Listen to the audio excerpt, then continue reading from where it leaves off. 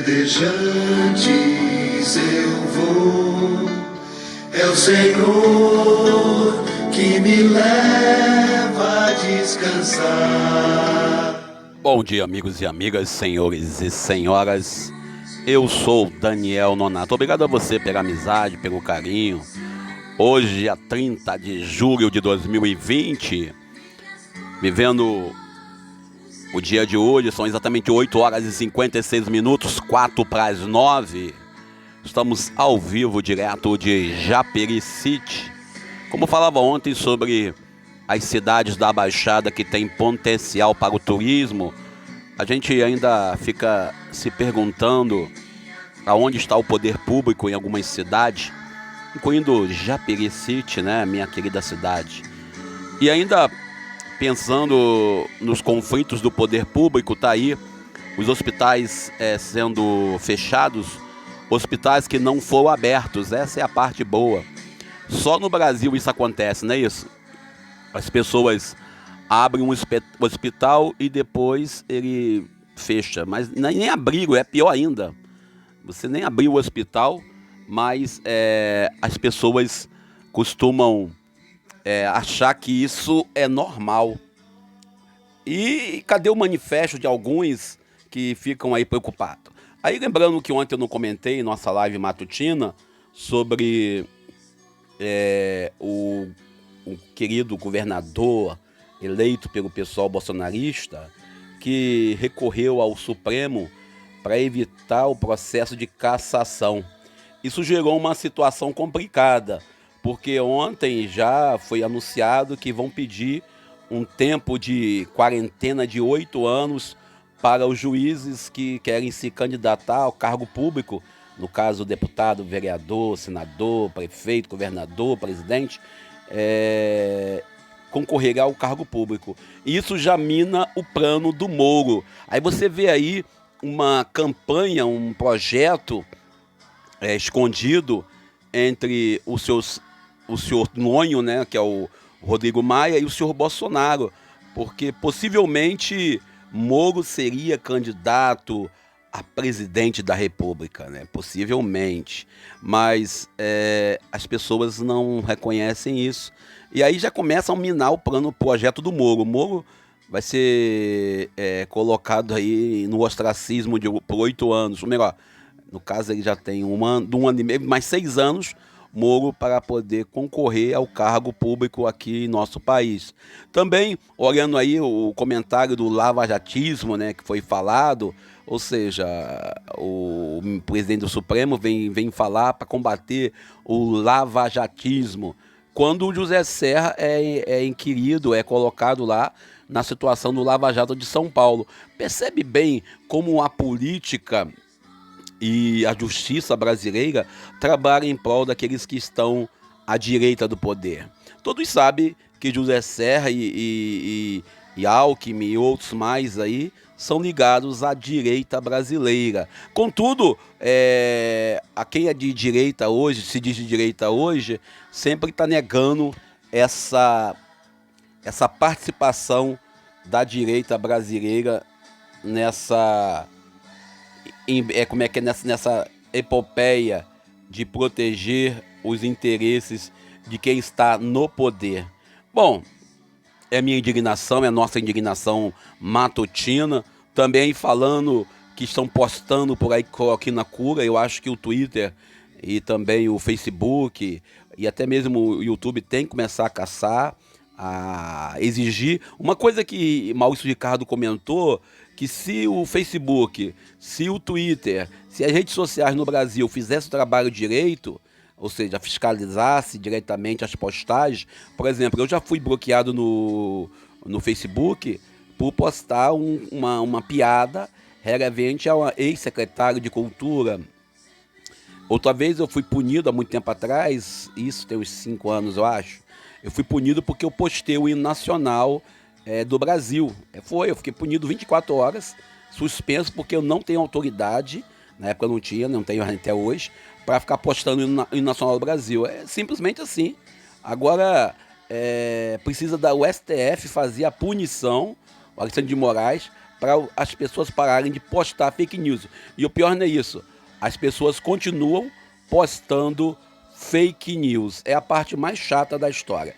Bem, Deus nos ajude, nos abençoe e vamos juntos.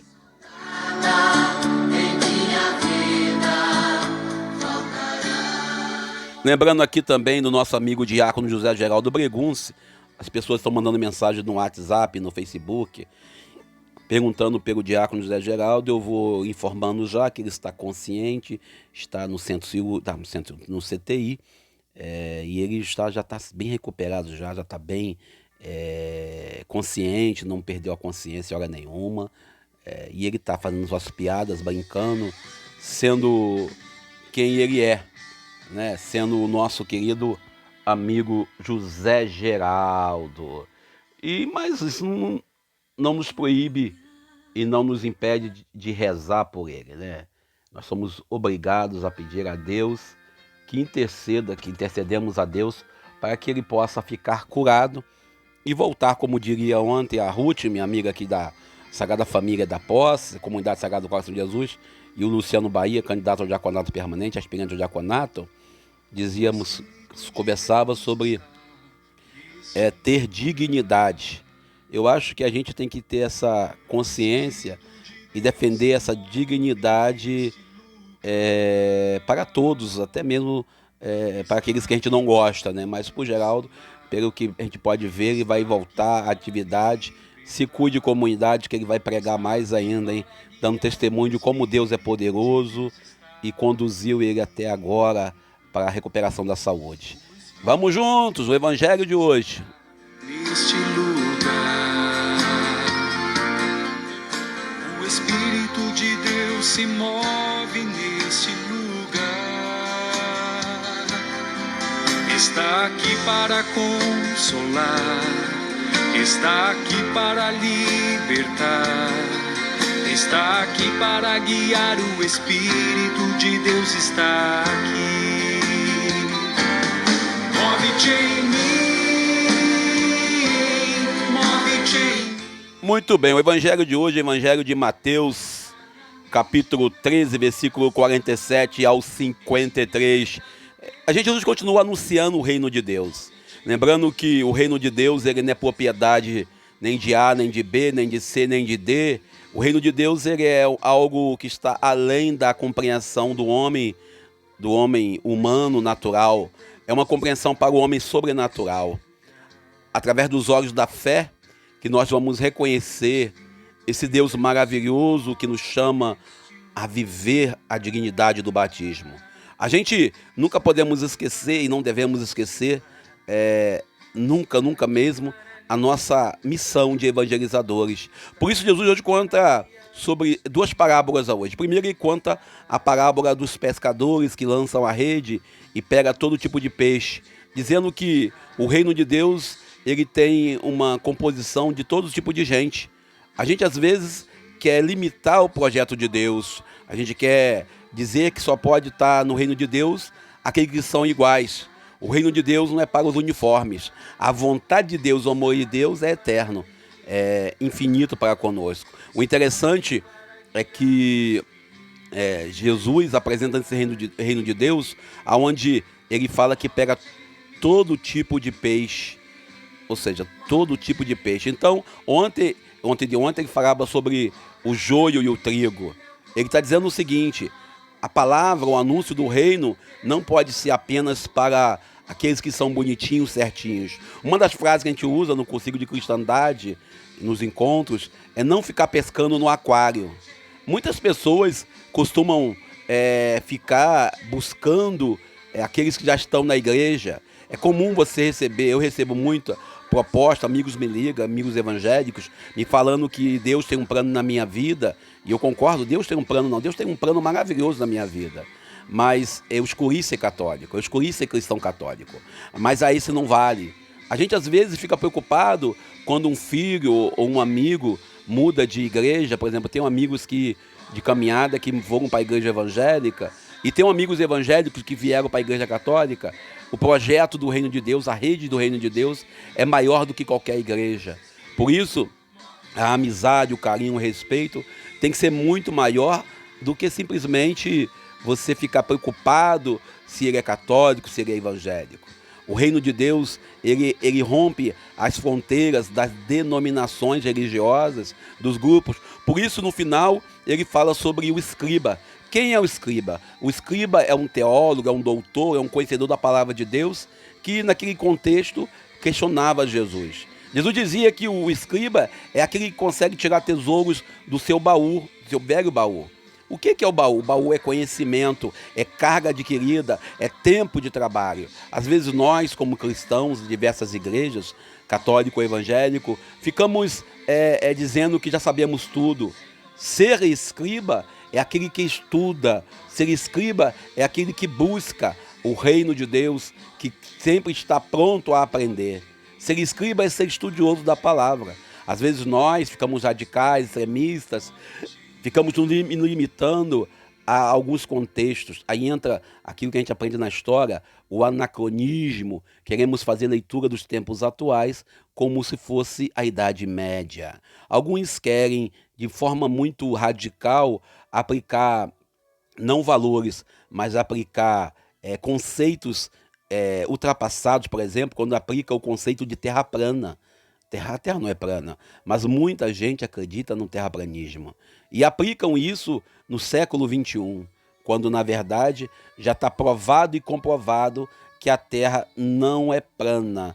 Mas alguns ousam a dizer isso. Por isso, quando fala tanto da rede que pesca todo tipo de peixe, como também fala do escriba que tira do seu baú coisas novas e velhas, queremos dizer que alguns valores que alguns acham ultrapassado, o respeito à vida, a defesa da dignidade, o amor incondicional ao próximo, independente de grupo religioso ou posição social, é um valor antigo, é um valor que também é novo e atual. O evangelho de hoje, o evangelho fala da possibilidade de tanto um pescador que vai pescar, que vai estar lá, um homem com pouca cultura teológica, na visão daquele contexto naquele tempo, como também um doutor da lei, um escriba, um conhecedor da palavra, fazer a experiência do sagrado. Nós que estudamos um pouco mais, que lemos um pouco mais, ou que temos em nossa cultura a prática de meditar e contemplar e até mesmo de ministrar aulas, palestras, pregações, devemos sempre buscar em nossos corações as coisas novas para anunciar o reino de Deus. Não é usar como alguns usam de marketing, como aconteceu agora, para poder promover a gente mesmo, promover nosso grupo religioso, nossa igreja, o nosso movimento. Não é ser marqueteiro, mas sim usar aquilo que nós temos no século XXI para anunciar o reino de Deus. O evangelho de hoje questiona e nos coloca naquilo que nós temos que ser. Jesus, o tempo todo, no capítulo 13, vai colocando parábolas, vai fazendo uma linguagem para que o povo é ótimo, né? Para que o povo possa compreender. O evangelho que nós anunciamos é o evangelho que envolve a dignidade, que envolve a preocupação com o outro. Um evangelho que nós anunciamos é o evangelho da boa nova. Contudo, não podemos nunca esquecer os valores que está sendo transmitido há 2000 anos. Alguém coloca sempre aí no Facebook alguns comentários, por exemplo, eu tenho amigos que questionam, você que é da igreja, você defende isso, defende aquilo. Eu não defendo isso, eu procuro ouvir bem o que a palavra de Deus me orienta. E a palavra de Deus nos orienta a vivermos no contexto. Aquilo que o Padre Zezinho fala, que não tem como desvencilhar o eu religioso, o eu católico, o eu cristão do eu cidadão. Como também não tem como desvencilhar do eu filho da mamacilda, do eu irmão de oito seres maravilhosos, são meus irmãos, eu tio, eu pai, do eu cidadão, do eu cristão. Somos apenas um, vivendo no mundo plural. Por isso, quando se fala dessa rede que pega os peixes, dessa rede que pega peixes de diferentes tamanhos, está dizendo, o reino de Deus, ele não é para uniformizar as pessoas. O reino de Deus não é para pegar você e você tem que ser igual a fulano ou a ciclano. O reino de Deus, ele é uma proposta que valoriza você na sua cultura, na sua identidade, na sua pessoa. Às vezes nós queremos forçar. Contudo, o reino de Deus tem valores. A rede, e essa rede que permeia, que nos faz entender, que nos faz compreender a visão a partir do pescador que é Cristo, a partir do rei que é o Senhor da história, Jesus. E quando você que é teólogo, é formado, é pastor, é padre, é bispo, é apóstolo, você que exerce o ministério eclesial, diácono e etc e tal, na sua comunidade, você acha que o seu conhecimento é amplo? Olhe para essa parábola, quando Jesus fala que o doutor da lei traz de dentro do seu coração, que é o seu baú, traz coisas boas, novas e velhas. O interessante é que nós temos que ter consciência sempre que ninguém sabe tudo. Uma frase que eu ouvi ontem de Cristina Lidebar, ela falou para mim isso, referente a uma situação, ela disse: quem sabe tudo já pode morrer. Quem sabe tudo não precisa mais viver. E isso que nós temos que ter em nossos corações. Nós não sabemos tudo. Nós estamos a caminho. Estamos numa proposta de construção de um reino que é para todos. Não podemos discriminar A, B, C, D. E outra coisa, tomemos cuidado com a armadilha do capital, com a armadilha do tempo, do século, que o tempo todo nos colocam uns contra os outros. Deus nos abençoe e nos ajude. São exatamente em nosso relógio. Opa! Aqui o relógio não quer aparecer para mim. 9h12. Parabéns a você pela amizade, pelo carinho para com o nosso amigo diácono José Geraldo. Rezemos ainda nessa comunhão, que ele possa se recuperar. Obrigado a vocês pelo carinho, pela presença em nossa live matutina. Que Deus nos ajude. Eu sou Daniel Nonato. Bom dia. Senhor, manda teus anjos sobre nós e abençoa todos que esperam em vós. Manda teus anjos pra nos ensinar a te louvar e glorificar. Quando acordo, olho o céu e canto meu louvor. De todas as manhãs, tu és o meu Senhor. Levantai-nos, ó meu Deus, estende tuas mãos. Tu és o meu refúgio nas minhas opressões, Senhor.